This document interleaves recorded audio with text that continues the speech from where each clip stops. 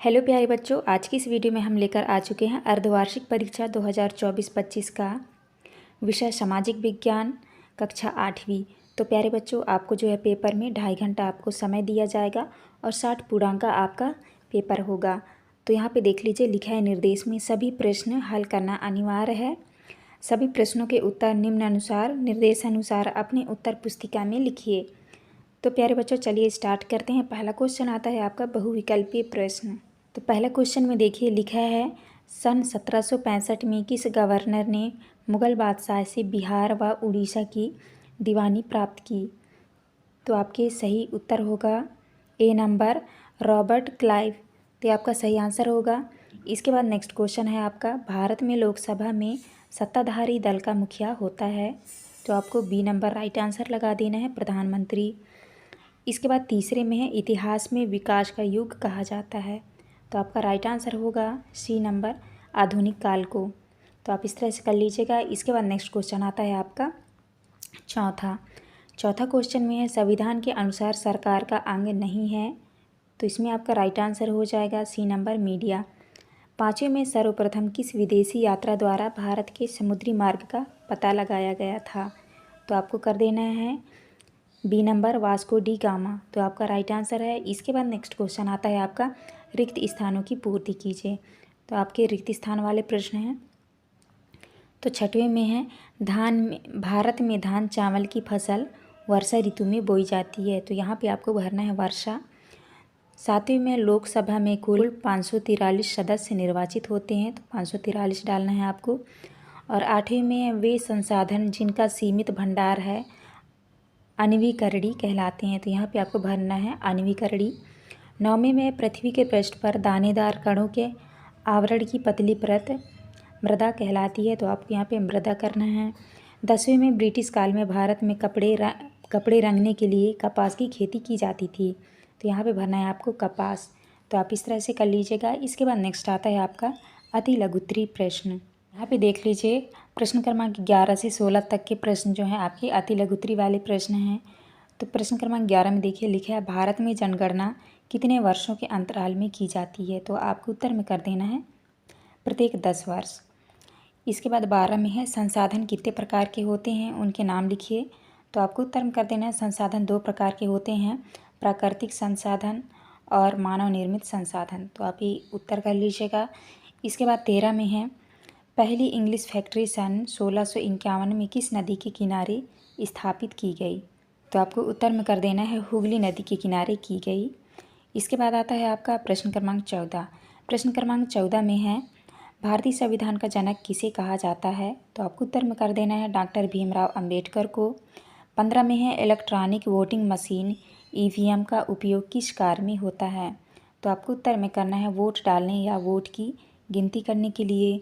16 में है, भारत की किस भाग में झूमिंग खेती की जाती है। तो आपको उत्तर में कर देना है उत्तर व पूर्व भारत में। इसके बाद नेक्स्ट आता है आपका लघुत्तरीय प्रश्न। तो प्यारे बच्चों, इस लघुत्तरीय प्रश्न में 17 से लेके आपके 22 तक जो हैं आपके लघुत्तरीय प्रश्न रहेंगे। तो देख लीजिए, प्रश्न क्रमांक 17 में लिखा है, अभिलेखागार से क्या आशय है। तो चलिए देखते हैं प्रश्न क्रमांक 17 का उत्तर।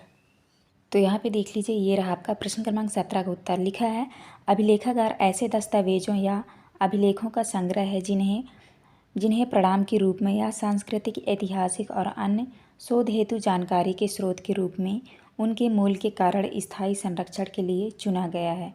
तो आपको जो है 17 का उत्तर यहाँ से यहाँ तक आपको कर लेना है। इसके बाद नेक्स्ट क्वेश्चन आता है आपका प्रश्न क्रमांक 18 में दिया है, प्रौद्योगिकी से आप क्या समझते हैं, 2 उदाहरण दीजिए। तो चलिए देखते हैं आपका प्रश्न क्रमांक 18 का उत्तर। तो यहाँ पे देख लीजिए, ये रहा आपका प्रश्न क्रमांक 18 का उत्तर। लिखा है, प्रौद्योगिकी व्यावहारिक और औद्योगिक कलाओं और प्रयुक्त विज्ञानों से संबंधित अध्ययन या विज्ञान का समूह है। उदाहरण मूर्त उपकरण और सॉफ्टवेयर। तो आपको इस तरह से 18 का उत्तर कर लेना है। इसके बाद नेक्स्ट क्वेश्चन आता है आपका प्रश्न क्रमांक 19। तो आपका प्रश्न क्रमांक 19 में दिया है, ब्रिटिश काल में महाभियोग से क्या आशय था, किस गवर्नर पर महाभियोग लगाया गया था। तो चलिए दिखाते हैं आपको प्रश्न क्रमांक 19 का उत्तर। ये रहा आपका प्रश्न क्रमांक 19 का उत्तर। आपको करना है, जब किसी बड़े प्रशासक पर राज्य के समक्ष अपराध का दोषारोपण होता हो तो इसे महाभियोगी कहा जाता है। बंगाल प्रेसिडेंसी के पहले गवर्नर जनरल वारेन हेस्टिंग पर 1787 और 1795 के बीच महाभियोगी चलाने का प्रयास किया गया था। तो आपको जो है यहाँ से लेके आपको यहाँ तक प्रश्न क्रमांक 19 का उत्तर करना है, तो आप अच्छे से देख के कर लीजिएगा। इसके बाद नेक्स्ट क्वेश्चन आता है आपका प्रश्न क्रमांक 20।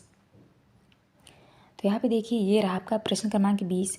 प्रश्न क्रमांक 20 में लिखा है जयमंडल किसे कहते हैं। तो चलिए दिखाते हैं हम आपको प्रश्न क्रमांक 20 का उत्तर। ये रहा आपका प्रश्न क्रमांक 20 का उत्तर। लिखा है पृथ्वी का वह पूरा क्षेत्र जिस पर समस्त प्रकार की जीवों, जंतुओं, पौधों, सूक्ष्म जीव आदि का जीवन संभव हो सकता है जयमंडल कहलाता है। तो आपको प्रश्न क्रमांक 20 का उत्तर यहाँ तक आपको कर लेना है। इसके बाद नेक्स्ट क्वेश्चन आता है आपका प्रश्न क्रमांक 21। प्रश्न क्रमांक 21 में लिखा है धर्मनिरपेक्षता से क्या आशय है। तो चलिए देखते हैं प्रश्न क्रमांक 21 का उत्तर। तो ये देख लीजिए ये रहा आपका प्रश्न क्रमांक 21 का उत्तर। लिखा है धर्मनिरपेक्षता का अर्थ है कि राजनीति या किसी और गैर धार्मिक मामले से धर्म को दूर रखें तथा सरकार धर्म के आधार पर किसी से भी कोई भेदभाव ना करे। तो ये रहा आपका प्रश्न क्रमांक 21 का उत्तर। आप इस तरह से कर लीजिएगा। इसके बाद नेक्स्ट क्वेश्चन आता है आपका प्रश्न क्रमांक 22। प्रश्न क्रमांक 22 में लिखा है कृषि की महालवाड़ी राजस्व व्यवस्था को संक्षेप में लिखिए। तो चलिए देखते हैं आपका प्रश्न क्रमांक 22 का उत्तर। तो ये रहा आपका प्रश्न क्रमांक 22 के उत्तर। लिखा है महालवाड़ी व्यवस्था इस व्यवस्था के अंतर्गत गांव के मुखिया के साथ सरकार का लगान वसूली का समझौता होता था, जिसे महालवाड़ी बंदोबस्त व्यवस्था कहा गया। इसमें गांव के प्रमुख किसानों को भूमि से बेदखल करने का अधिकार था। महालवाड़ी व्यवस्था के तहत लगान का निर्धारण महाल या संपूर्ण गांव की उपज के आधार पर किया जाता था। तो आपको प्रश्न क्रमांक 22 का उत्तर आपको इस तरह से कर लेना है, तो आप कर लीजिएगा। इसके बाद नेक्स्ट क्वेश्चन आता है आपका दीर्घ उत्तरीय प्रश्न। तो दीर्घ उत्तरीय प्रश्न में प्रश्न क्रमांक 23 से प्रश्न क्रमांक 26 तक जो है आपके दीर्घ उत्तरीय वाले प्रश्न हैं। तो यहाँ पर देख लीजिए प्रश्न क्रमांक 23 में दिया है सहायक संधि की शर्तें लिखिए। तो ये आपके 5 नंबर वाले प्रश्न हैं। तो यहाँ पे देख लीजिए आपके ये दिया हुआ है आपका प्रश्न क्रमांक 23 का उत्तर।